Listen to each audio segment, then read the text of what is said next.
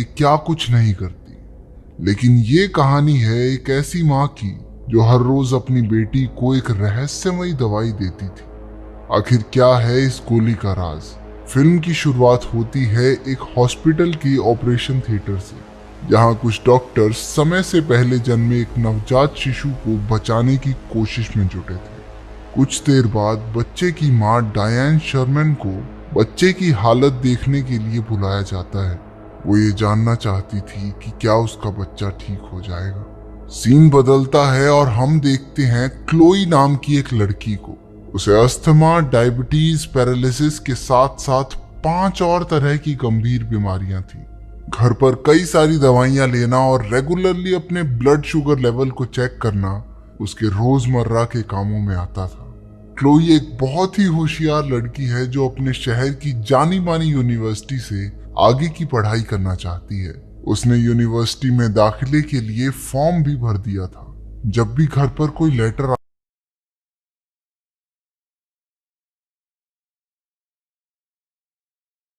लेकिन जब उसने बाहर झांक कर देखा तो पता चला कि उसकी माँ बाजार से कुछ सामान लेकर घर वापस लौटी थी।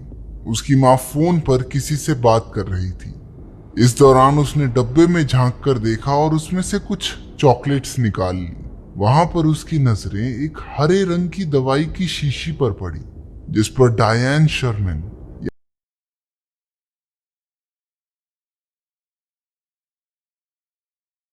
यानी कि उसकी माँ का नाम लिखा था। लेकिन उसके हिसाब से तो उसकी माँ को कोई बीमारी नहीं थी। तो आखिर ये दवाई है किस चीज की? रात को क्लोई की माँ सोने से पहले उसे कुछ दवाइयां देती है। क्लोई तुरंत पहचान गई कि उन दवाइयों में एक हरा कैप्सूल भी था जो उसने पहले देखा था। उसने इस बारे में अपनी माँ से पूछा, लेकिन वो कहती है कि ये असल में क्लोई की ही दवा है और शीशी पर दुकान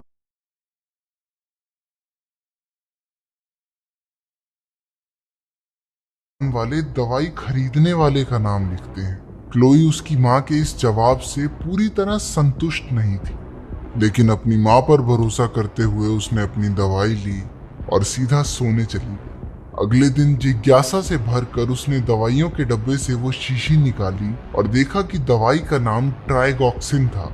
लेकिन उसे ये बात बड़ी अजीब सी लगी कि उस दवाई की शीशी पर अब उसका नाम लिखा था। लेकिन जब उसने वो स्टिकर उतारा तो पीछे डायन शर्मन का ही नाम था।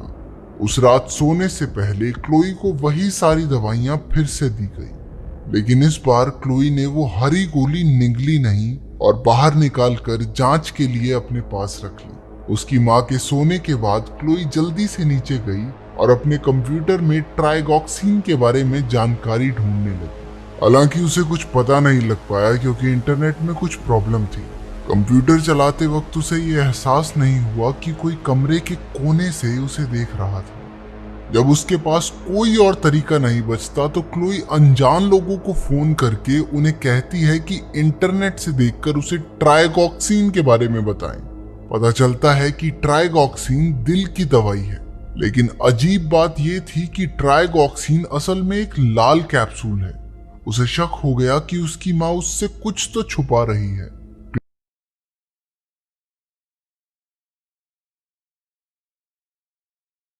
क्लोई के मन में अब भी बहुत सारे सवाल थे। घर से बाहर निकलने के लिए उसने अपनी माँ से फिल्म देखने के बारे में पूछा। जब वो सिनेमा हॉल में थी तो क्लोई ने डायन से पूछा कि उसे टॉयलेट जाना है। वो थिएटर से निकलकर पास की दवाइयों की दुकान पर पहुंची। वो केमिस्ट से अपनी माँ द्वारा दी गई हरी दवाई के बारे में पूछती है। वो जानना चाहती थी कि आखिर ये दवाई है किस लिए। केमिस्ट ने जब वो कैप्सूल देखा तो कुछ समझ नहीं पाई, क्योंकि वो दवाई असल में ट्राइगॉक्सिन थी ही नहीं, बल्कि वो राइडोकेन नाम की एक दवाई थी जो आमतौर पर कुत्तों के लिए इस्तेमाल की जाती है। ये सुनकर क्लोई हैरान रह गई। उसने केमिस्ट से पूछा कि अगर इंसान ये दवाई लेंगे तो क्या होगा। केमिस्ट ने जवाब दिया कि अगर कोई इंसान ये दवाई लेगा तो वो आधे या पूरे शरीर से पैरालाइज हो सकता है। डायन क्लोई को ढूंढते हुए भागती हुई उस स्टोर में आई और बेहोशी की दवा का एक इंजेक्शन क्लोई की टांग में लगा दिया। उसकी माँ उसे घर वापस ले आई। उसने क्लोई को कमरे में बंद कर दिया और खुद बाहर निकल गई एक नई लकवे की दवाई लेने जो वो काफी समय से इंटरनेट पर ढूंढ रही थी। क्लोई ने उठने पर महसूस किया कि उसकी माँ ने उसे कमरे में बंद कर दिया था। क्लोई ने दरवाजे का ताला खोलने की कोशिश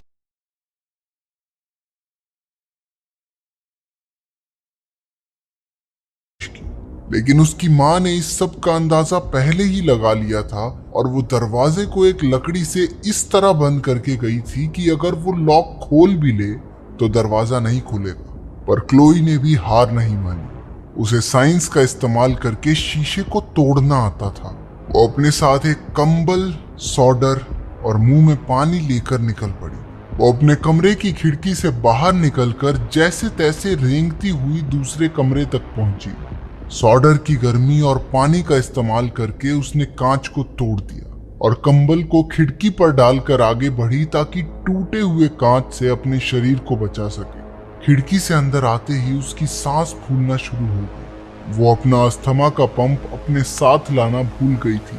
क्लोई फिर भी जैसे तैसे रेंगते हुए अपने कमरे में पहुंची और अपना अस्थमा वाला पंप लिया। वो फौरन अपनी व्हील चेयर में बैठकर घर से बाहर निकलने के लिए चली, लेकिन उसकी माँ ने लिफ्ट को भी तोड़ दिया था।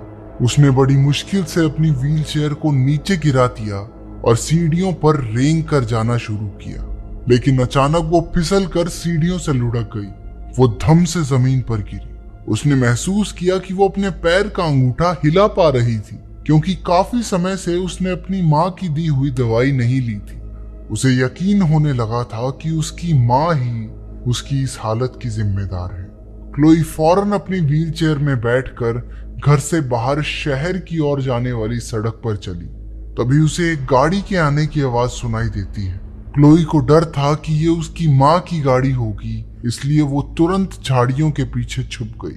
पता चला कि वो गाड़ी डाकिया की थी जो उनके घर एक चिट्ठी देने आया था। क्लोई अचानक से सड़क पर आई जहां उसकी गाड़ी से टक्कर होते होते बची। पोस्टमैन भागकर गाड़ी से बाहर आया और उसने क्लोई से पूछा कि वो ठीक तो है। क्लोई ने सिर्फ इतना कहा कि मेरी मदद करो। जब डाकिया उसकी मदद कर रहा था तब अचानक से उसकी माँ की गाड़ी उनके पास से गुजरी और उसने उन्हें देख लिया। डायन तुरंत पोस्टमैन के पास जाकर पूछने लगी कि क्लोई को क्या हुआ। वो अपनी बेटी को घर वापस ले जाना चाहती थी, लेकिन डाकिया उसे रोक देता है। वो कहता है कि क्लोई घर नहीं, पुलिस स्टेशन जाना चाहती है। डायन उसे धमकी देती है कि वो क्लोई का अपहरण करने के जुर्म में उसे पुलिस के हवाले कर देगी, लेकिन वहां पर फोन का सिग्नल ही नहीं था, तो डायन की सारी कोशिशें बेकार हो।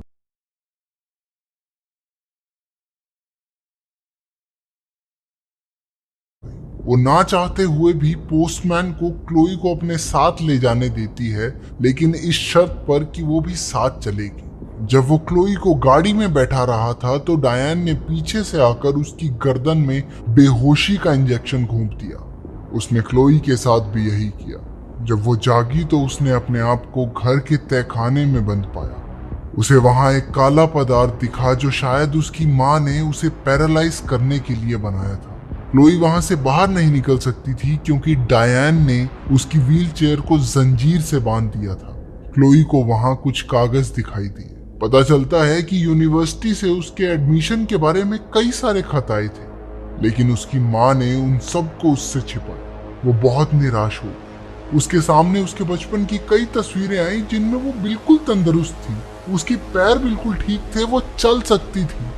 इससे भी ज्यादा चौंका देने वाला कागज उसके हाथ लगा जिसमें एक बच्ची के मरने की जानकारी थी। बच्ची का नाम क्लोई था, जिसकी मौत जन्म के 2 घंटे बाद ही हो गई। वहां एक अखबार भी था जिसमें क्लोई की मौत के दिन ही उस अस्पताल से किसी बच्चे को चुराने की खबर लिखी थी।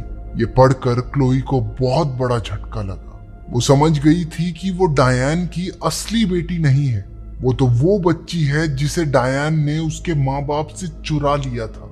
फिर दिखाया जाता है कि डायन के बच्चे को डॉक्टर्स बचा नहीं पाए थे और इस वजह से डायन इतनी परेशान हो गई कि उसने अस्पताल से किसी और का बच्चा चुरा लिया। क्लोई ये सब पढ़ ही रही थी कि डायन तहखाने में आ गई। क्लोई ने उससे कहा कि वो उसकी असलियत जान चुकी है। वो जानती है कि डायन उसकी माँ नहीं है और उसी ने उसे दवाइयां खिला खिला कर बीमार और अपाहिज बना रखा है। डायन कहती है कि उसने ये सब इसलिए किया क्योंकि उसे क्लोई से प्यार है। वो क्लोई की दवाइयां फेंक कर उसे सब कुछ भूलकर पहले जैसा हो जाने को कहती है। क्लोई अब भी डरी हुई थी। उसे अपनी माँ की बातों पर विश्वास नहीं था, लेकिन अब डायन के धैर्य की सीमा पार हो गई। उसने एक इंजेक्शन में वो काला पदार्थ भर लिया। क्लोई बुरी तरह से डर गई और जल्दी से एक अलमारी के पीछे छिपकर उसने दरवाजा बंद कर दिया। उसे वहां एक जहर की शीशी मिली। जैसे ही उसकी माँ ने दरवाजा खोला, क्लोई ने पूरी जहर की शीशी पी ली। डायन अपनी बेटी को मरता देख जोर जोर से रोने लगी। क्लोई को तुरंत अस्पताल ले जाया गया।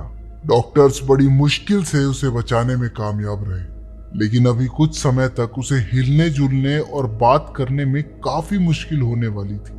क्लोई ने अपनी माँ को कमरे की खिड़की से उसकी तरफ घूरते हुए देखा। वो तुरंत नर्स को हेल्प बटन दबाकर अपनी मदद के लिए बुलाती है। वो कुछ बोल नहीं पा रही थी, इसलिए उसने नर्स को आंख से इशारा किया। नर्स ने उसे एक कागज और क्रायन दिया ताकि वो लिख कर अपनी बात बता सके। जब क्लोई कुछ लिख रही थी तभी अचानक से इमरजेंसी अलार्म बजने लगा। पता चलता है कि ये अलार्म असल में डायन ने नर्स का ध्यान भटकाने के लिए बजाया था। कुछ समय बाद डायन क्लोई के कमरे में दाखिल हुई और जल्दी से सभी उपकरणों को हटाकर उसे बाहर ले गई। जब नर्स क्लोई के कमरे में वापस आई तो उसने देखा कि वो वहां नहीं थी। नर्स ने क्लोई का लिखा हुआ कागज देखा जिस पर उसने लिखा था मॉम। नर्स ने जल्दी से अस्पताल की सिक्योरिटी को सूचना देकर क्लोई को ढूंढने के लिए कहा। डायन क्लोई को जबरदस्ती वहां से ले जा रही थी। अस्पताल से बाहर निकलते वक्त एस्केलेटर पर क्लोई की माँ उसकी व्हीलचेयर को हिला नहीं पाती, क्योंकि असल में क्लोई ने अपनी टांगों को जकड़कर व्हीलचेयर को रोक दिया था। वो अपनी टांगों का इस्तेमाल कर पा रही थी। इतने में वहां अस्पताल के सिक्योरिटी गार्ड भी पहुंच गए। उन्होंने डायन को अपने हाथ ऊपर करने को कहा। उसने अपनी बंदूक उनकी तरफ तान कर कहा कि वो बस अपनी बेटी को घर वापस ले जाना चाहती है। उनमें से एक सुरक्षा कर्मी ने डायन पर गोली चला दी, जिसकी वजह से वो सीधी सीढ़ियों से नीचे गिर पड़ी। आखिरकार क्लोई को सही सलामत बचा लिया गया। इसके अगले सीन में 7 साल बाद पागलों के अस्पताल को दिखाया जाता है। क्लोई अब बड़ी हो चुकी थी। वो अपनी टांगे हिला पा रही थी, हालांकि अब भी ये उसके लिए एक संघर्ष था। वहां पर क्लोई डायन से मिलने आई थी। क्लोई उसे बताती है कि उसके असली परिवार के साथ उसकी जिंदगी बहुत अच्छी बीत रही है। उसके अब कई सारे दोस्त हैं और उसने अपनी पसंदीदा यूनिवर्सिटी से पढ़ाई भी पूरी कर ली। वो बताती है कि उसकी टांगे पहले से काफी बेहतर हैं, लेकिन ये इससे बेहतर हो पाएंगी या नहीं, ये कहा नहीं जा सकता। जाने से पहले वो अपने मुंह से कुछ बाहर निकालती है। ये वही कुत्तों की दवाई थी जो डायन उसे दिया करती थी। क्लोई ने बड़े प्यार से उससे कहा, माँ, मैं तुमसे बहुत प्यार करती हूँ। चलो अब मुंह खोलो।